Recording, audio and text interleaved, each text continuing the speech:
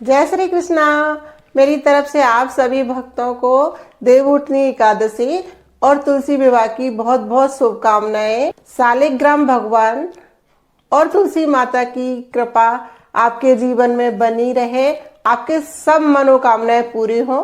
पौराणिक मान्यताओं के अनुसार कार्तिक शुक्ल पक्ष की एकादशी तिथि को भगवान विष्णु योग निद्रा से जागते हैं। जब विष्णु भगवान योग निद्रा से जागते हैं तो उस दिन तुलसी विवाह करने की भी परंपरा है।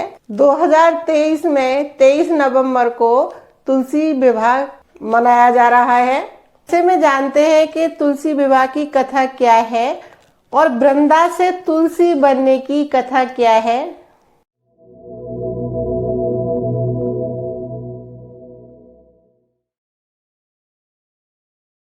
नमस्कार, मैं सीमा सिंह नानी की कहानी तोती की जवानी में एक बार फिर से आपका स्वागत करती हूँ। साथियों, जैसे कि हम सभी जानते हैं कि 2023 में देवउठनी एकादशी 23 नवंबर की है। उस दिन तुलसी विवाह किया जाता है। तो जब मैंने नानी जी से पूछा था कि हम तुलसी विवाह क्यों करते हैं, बहुत ही सुंदर तरीके से एक कहानी के रूप में बताया था। नानी जी ने मुझे कहा था कि पौराणिक ग्रंथों के अनुसार जलांधर नाम का एक राक्षस था, जो राक्षस देवी देवताओं को बहुत तंग करता था। कहते हैं कि जलांधर की पत्नी थी जिसका नाम था वृंदा। वृंदा एक पतिव्रता स्त्री थी। उसकी पूजा से जलांधर को किसी भी युद्ध में पराजय हासिल नहीं हुई थी। वृंदा भगवान विष्णु की परम भक्त थी। भगवान विष्णु की कृपा से उसके पति यानी जलंधर को कभी पराजय हासिल नहीं हुई थी। वो हमेशा युद्ध में विजयी होता था। एक बार उसने स्वर्ग लोक पर आक्रमण कर दिया और सारे स्वर्ग लोक में तबाही फैला दी। सारे देवी देवता मिलकर भगवान विष्णु के पास गए और उनसे अपनी रक्षा की पुकार करने लगे कि हे प्रभु, हमारी रक्षा करो। भगवान विष्णु ये बात जानते थे कि वृंदा मेरी परम भक्त है और उसकी भक्ति को भंग किए बिना जलांधर का वध नहीं किया जा सकता है। सारे देवी देवताओं की रक्षा करने के लिए भगवान विष्णु ने जलांधर का रूप धारण किया, जिसके बाद वृंदा का पतिव्रता धर्म टूट गया। जलांधर की सारी शक्तियां खत्म हो गई। जब जलांधर की सारी शक्तियां खत्म हो गई तो वो युद्ध में मारा गया। जब वृंदा को पता चला कि जलांधर मारा गया, उसको ये समाचार मिला तो वो बहुत दुखी हो गई। लेकिन जब उसको पता चला कि मेरे साथ छल हुआ है, इतना क्रोध आया कि मेरा पतिव्रता धर्म भंग हो गया है। और वो भगवान, अपने सबसे प्रिय भगवान को जो वो दिन रात सेवा करती थी, उसने उनको भी श्राप दे दिया। श्राप दिया कि जिस तरह आपने छल से मुझे वियोग का कष्ट दिया है, उसी तरह छल से आपकी स्त्री का भी हरण होगा और साथ ही आप पत्थर के हो जाएंगे और उस पत्थर को लोग सालिग्राम के नाम से जानेंगे। कहते हैं कि वृंदा के शाप के कारण विष्णु भगवान राजा दशरथ जी के यहाँ जन्म लेते हैं श्री राम जी के रूप में। वहां रावण ने उनकी पत्नी का छल से हरण कर लिया तो उन्होंने पत्नी वियोग का कष्ट झेला। नानी जी ने मुझे बताया कि वृंदा ऐसे तुलसी बनी। धार्मिक कथा है कि जब वृंदा अपने पति का वियोग सह नहीं पाई और वो सती हो गई, जब उसकी राख से एक पौधे की उत्पत्ति हुई, विष्णु भगवान जी ने उसका नाम तुलसा रखा। और विष्णु भगवान ने वृंदा की तपस्या से खुश तो थे ही वो वृंदा से, तो विष्णु भगवान ने एक प्रण लिया कि आज से मैं तुलसी के बिना भोग ग्रहण नहीं करूँगा।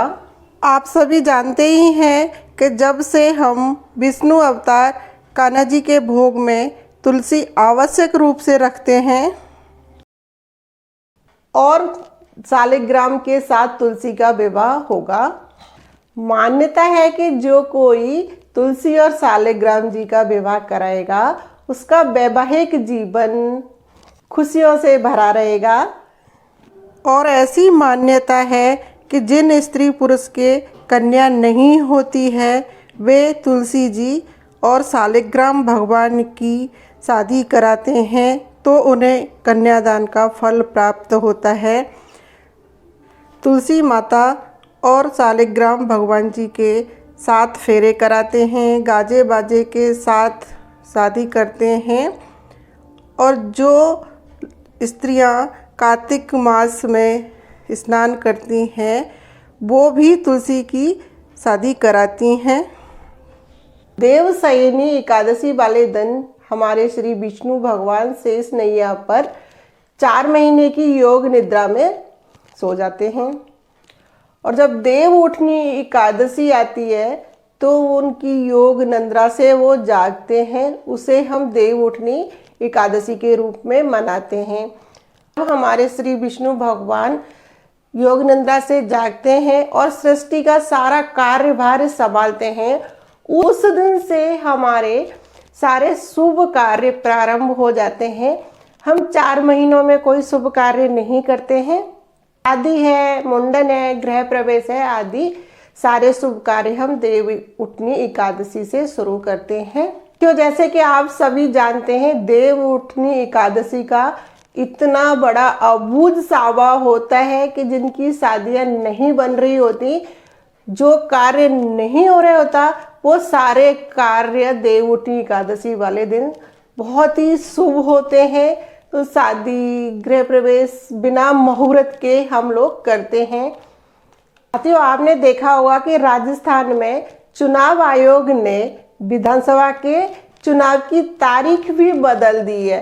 पहले हमारे चुनाव की डेट 23 नवंबर थी, लेकिन 23 नवंबर को देव उठनी एकादशी थी तो इस तारीख को 23 से 25 नवंबर कर दिया गया है। क्योंकि इतना बड़ा अबूझ सावा है, लोगों की सुविधा को ध्यान में रखते हुए अगर लोग बाग शादियों में व्यस्त रहेंगे तो वो वोट डालने भी नहीं जा पाएंगे और हमारा मतदान भी कम हो जाएगा। तो चुनाव आयोग ने डेट को 25 नवंबर की कर दिया है। ये आप देख सकते हैं कितना बड़ा अबूझ साहिबा है और कितना शुभ दिन है। मेरे व मेरे सभी परिवारजनों की तरफ से आप सभी भक्तजनों को एक बार फिर से देव उठनी एकादशी, शालिग्राम भगवान और तुलसी माता के विवाह की बहुत बहुत शुभकामनाएं। भगवान विष्णु और तुलसी माता की कृपा आप पर हमेशा बनी रहे, मैं भगवान से यही प्रार्थना करूंगी। आशा करती हूँ आपको मेरा ये वीडियो अच्छा लगा होगा। अगर आपको मेरा ये वीडियो अच्छा लगा हो तो कमेंट बॉक्स में तुलसी माता के नाम का जयकारा जरूर लगाना। राधे राधे।